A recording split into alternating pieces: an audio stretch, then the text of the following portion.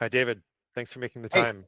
I've asked you a couple times about the origin story of how we got to here. And so first, let's just do some quick intros. Ryan Smith, David Gratton. We're both in Vancouver,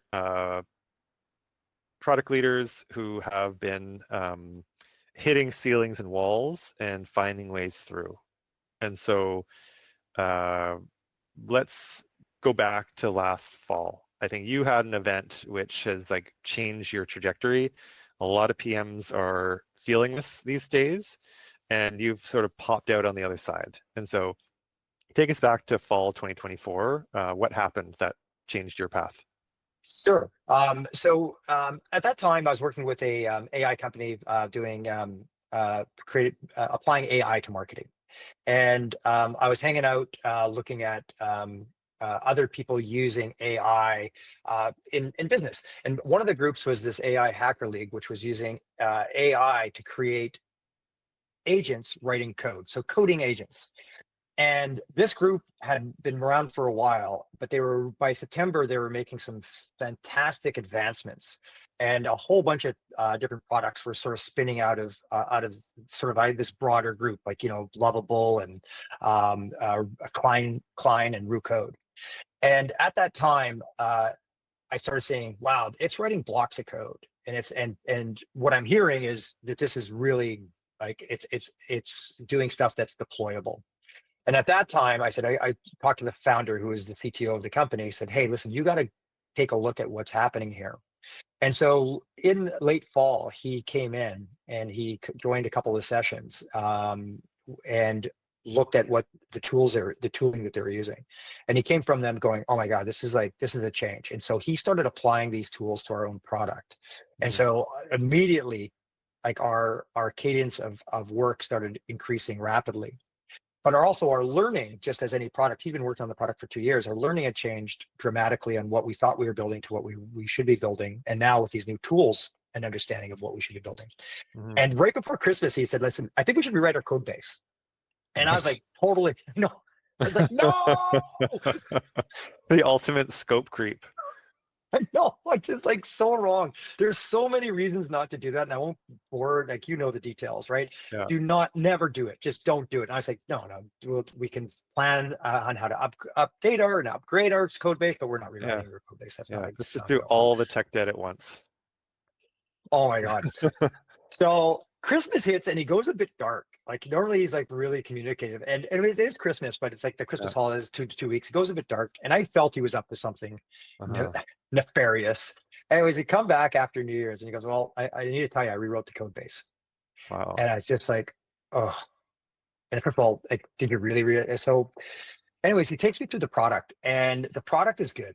Like the product, first of all, Mm. it has a lot of our backlog items that we wanted to have in there, but more importantly, it has the present thinking. It has the reason to rewrite the code base in there. It's like, Okay. oh my God, this is good. And I had to say to him, I go, "This is like, I'm impressed. Like I'm impressed." But I wasn't sure, like, is the code good or not? Right? I mean, it's just Mm. like, It's this is rewritten, version. but is it going to perform in front of a customer? Is it going to perform in front of the customer? And two, is it something you can build upon? Mm. Right?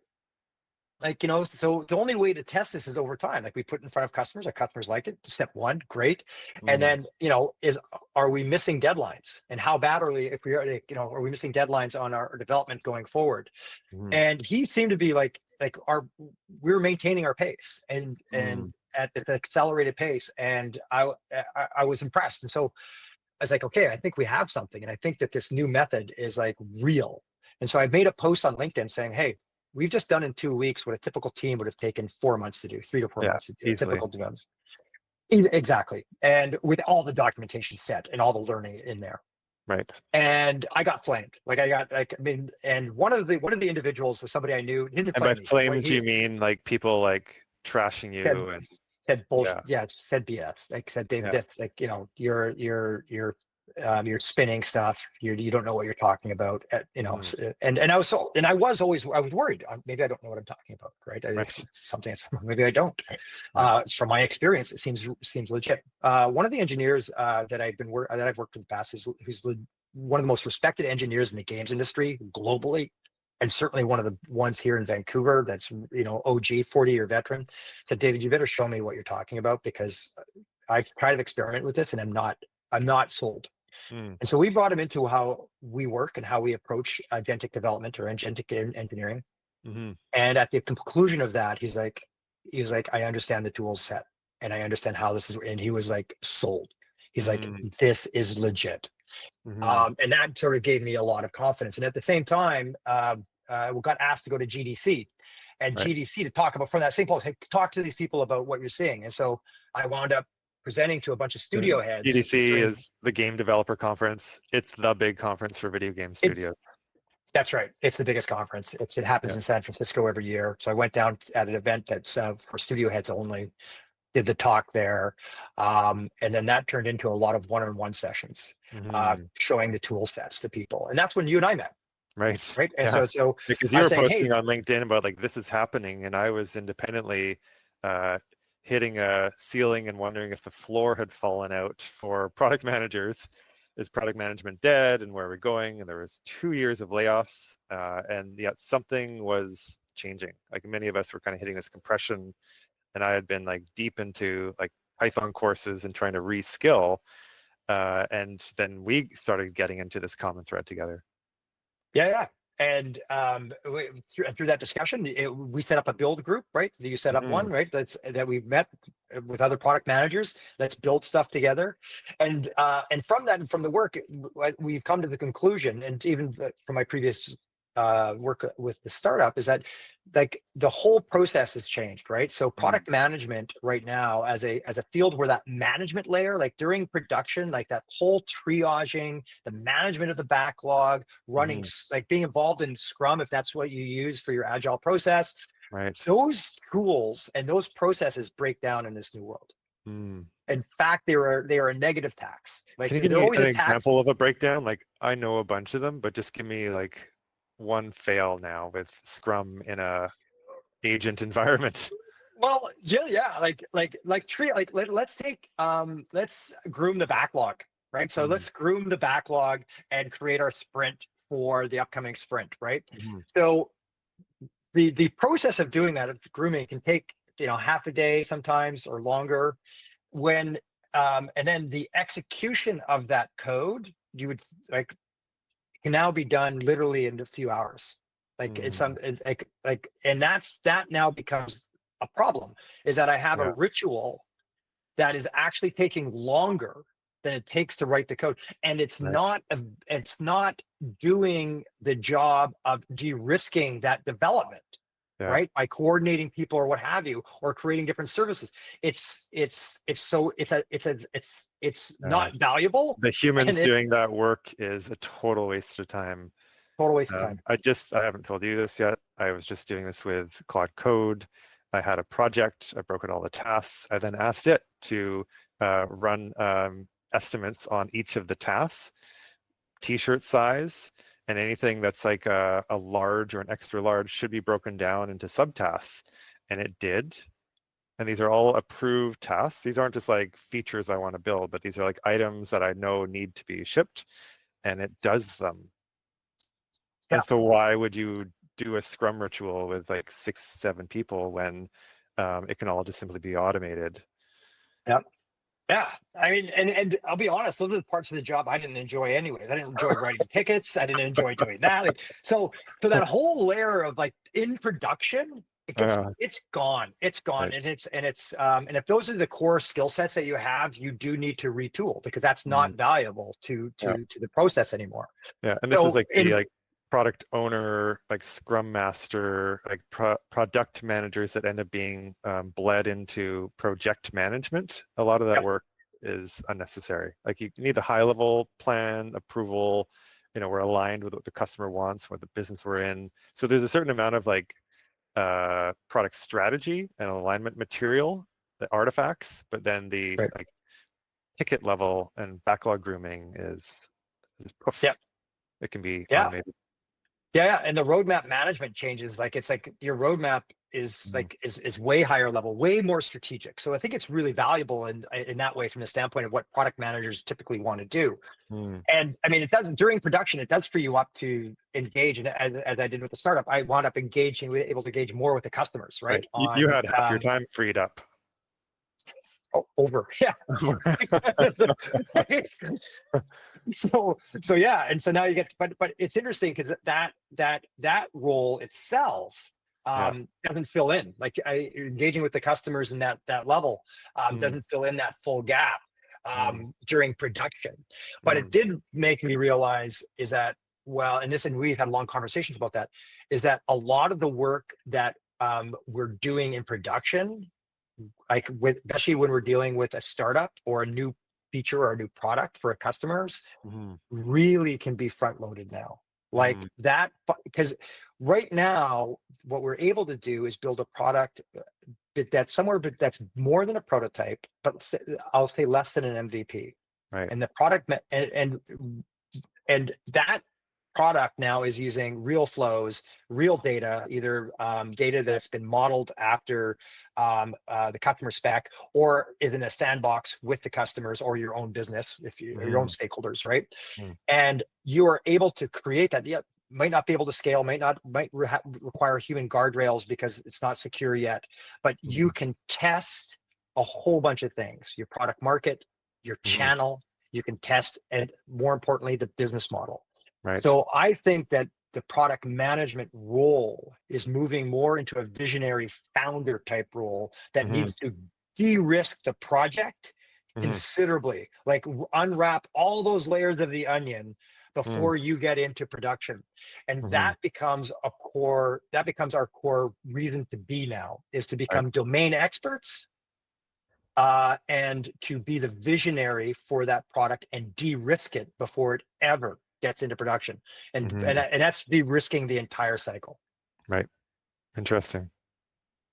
The prototype these days has vibe coding attached to it, and you're not talking about vibe coding. An Oh, MVP, in my mind, is it's not just viable, but it's validated. Customers are paying for it, so that's yep. the in production entity. And what you're describing is like a live POC and staging. And so it's Yeah. like enough Well, built there by you with customer insights that you can take it out to customers and validate it. And as you get the validation and invalidation, eventually that spec becomes what would go into the but MVP or just that's like into exactly. your like production workflow. Yep. You can iterate on the actual rather than just showing workflows and getting some feedback on those. You can Yep. put an actual working app in front of your customer or in front of your stakeholders and actually have it performing Yeah. Yeah. and And you're not getting talking that. about like Figma or like storyboarding. No, it's like deployed. Like it's actually deployed on a system, on whatever infrastructure you want it deployed on, Yeah. right? Because it needs access to data, right? It needs access to the actual workflows that you have, the actual hooks. You Mm. can now do that in a very contained, careful way using tools. Just like you're mentioning to me earlier that like I can't believe that I'm involved in deployments and production pipelines, and like I would never would have touched that area of the business, but now you can. Mm-hmm. And that is important for us when we're testing and de-risking a product Mm-hmm. before it actually gets into scale. Right. As a PM, I can run that whole stack, the design, the front end, the back end, the DevOps, take it out to a customer, test with the customer, get data, and then go back, analyze the data, and then bring that to the engineering team, Yep. having minimized the value risk. Is it valued or not? Before we lock up 3 months of engineering time. Yep. So GDC, getting flamed, and now what? Where does that leave It's you? well, so as you and I had talked about earlier in the spring about what we were saying. So these tools are changing the way software is being developed, and it's changing it in a massive way. And so I believe, as do you, we agreed, is that the understanding of this process and how to use this process is critical to not only for our careers, like as in if you're a product manager or in software development, but it is actually will have massive impact on the Canadian economy. The ability to adopt these tools and readily create software for specific needs for your organization. And so we decided that let's start workshops and start onboarding people into this training so that they can use it. You can learn everything online. Like if you're that type of learner and you want to jump online and learn this stuff, you can all learn it. But other people require that sort of focused 8 hours. I need to be able to ask a question. I want to get the tools. I want to get confident, and I want to do it now.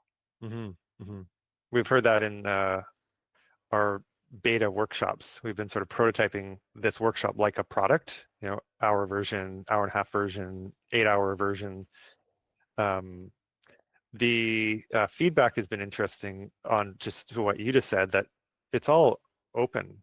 You can just go and learn, but the train is going really fast. It's very hard to get on the train. And I heard from a number of product directors in the last cohort that they just needed no distractions for 8 hours with someone to ask. And so that was really interesting because I've been able to ask you, and you've got me up to speed on tooling. You were able to ask, your colleague who rebuilt a code base over Christmas. And there is a little bit of like handoff and mentorship and getting unblocked on specific items. It's very hard to do in a one-way video delivery. And so having the dynamic two-way highest fidelity context is helping unblock more product leaders from going full stack. Yeah, I mean, just even questions that are not even like agentic AI development, right? So the moment you say, hey, we're going full stack, there's a lot of product managers that don't understand GitHub or Git, right? Or even the difference between the two. They don't understand what a microservice is, or they don't. So there's like some basic breakdown in just like, because they haven't worked in that space. Yeah. So we even have different language from your game engine building and like the types of projects that you've been in. And FinAI was actually an LLM technology. And my background is more computer vision, deep learning, e-commerce, and then a ton of front-end work with like first-time user journeys, like onboarding and getting like conversion rate optimization. And so our tech stacks and experiences are quite different. And through being in the room, people all end up having just different training backgrounds themselves. For expectations, how do you want to set expectations with people in the room doing an 8-hour workshop like this? Yeah. Well, first of all, they're going to be able to ask any question that they want, which is really important, right? And that's and get an immediate answer. But the key outcome that I think that everybody got is the aha moment of how to use these tools for their business today, like how to use them. I am confident. I understand the tool. I understand how it's going to help me today, and I know how my career is impacted to move forward. So that to me is the number one thing, is that you're walking away with something that is like, I get it. I know how to use it. I know how to use it today. And I now have an understanding of like my role, how it's going to evolve. Right. That's number one. And then the second thing is a level of confidence and comfort with what you don't know. Because you're not going to learn everything in 8 months. I don't know everything about AI and AI 8 months development. or 8 hours. Like, nobody does. In 8 hours, it's not going to happen, right? Yeah. But what you are going to get is absolute confidence in knowing what you like with what you don't know.